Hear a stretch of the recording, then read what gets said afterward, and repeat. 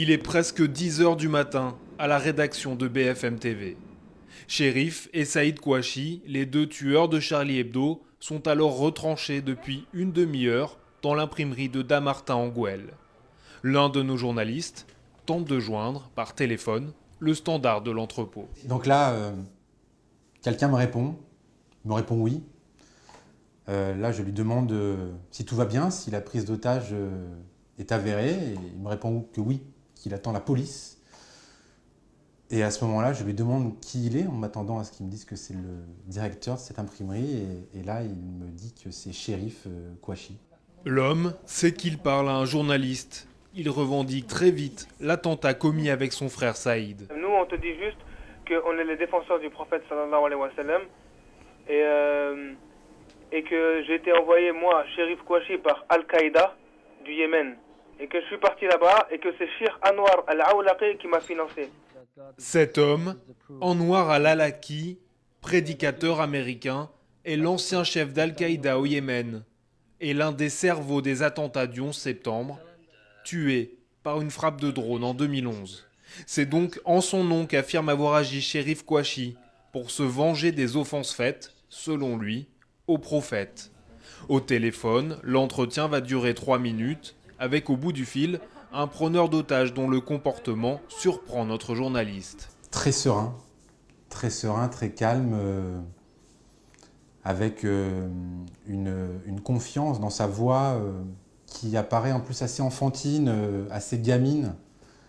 Il me tutoie très vite. Il ne me répond pas sur le fait qu'il y ait des otages ou pas. Il ne me dit pas s'il va tuer ou s'il a l'intention de faire d'autres actions terroristes. Pendant toute la conversation, son discours semble maîtrisé, comme s'il avait préparé de longue date son argumentaire.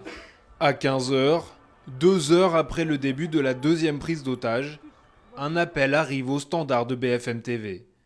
Un homme se présente comme étant Amédi Koulibaly, le preneur d'otages de la porte de Vincennes. C'est le directeur adjoint de la rédaction qui prend l'appel. Il appelle pour dire il faut que vous donniez mon numéro de téléphone à la police.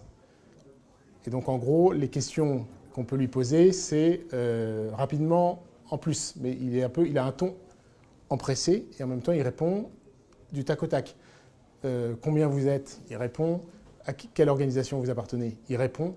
Est-ce que vous êtes allé en Syrie? Il répond. Froidement, il explique avoir tué 4 personnes et être entouré de 16 autres otages dans la supérette, dont un enfant. Je vous entendais demander à quelqu'un combien il y a de personnes autour de vous. Ce sont des otages à qui vous vous adressez? Vous êtes, Oui. Vous êtes seul? Oui. Et quand on lui demande s'il connaît les autres preneurs d'otages, voici sa réponse. On s'est synchronisé pour faire les opérations. Est-ce que vous êtes toujours en lien en ce moment avec eux? Est-ce que vous avez été au téléphone récemment avec eux? Non. Vous êtes synchronisé de quelle manière? C'est-à-dire qu'il y a encore d'autres événements qui sont prévus? Vous avez un scénario ensemble que vous déroulez? Non, on s'est juste synchronisé pour le départ. Ça veut dire quand ils ont commencé Charlie Hebdo, et moi j'ai commencé à faire les policiers. Contrairement à Cherif Kouachi, lui affirme avoir reçu des instructions de l'État islamique. C'est normalement le groupe rival. Il se revendique, lui, de l'État islamique, de Daesh en Syrie. Et lui, il nous explique aussi qu'il n'est pas allé en Syrie pour ne pas compromettre ses plans, contrairement à l'un des frères Kouachi qui, lui, nous a confirmé, comme le disaient les services américains, qu'il était bien allé au Yémen.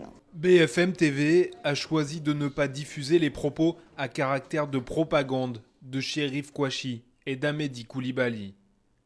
Pour mettre un terme à la conversation téléphonique, ce dernier nous déclare vouloir défendre les musulmans opprimés, notamment en Palestine. Il explique que c'est pour ça qu'il a choisi cette épicerie cachère, parce qu'il visait des juifs.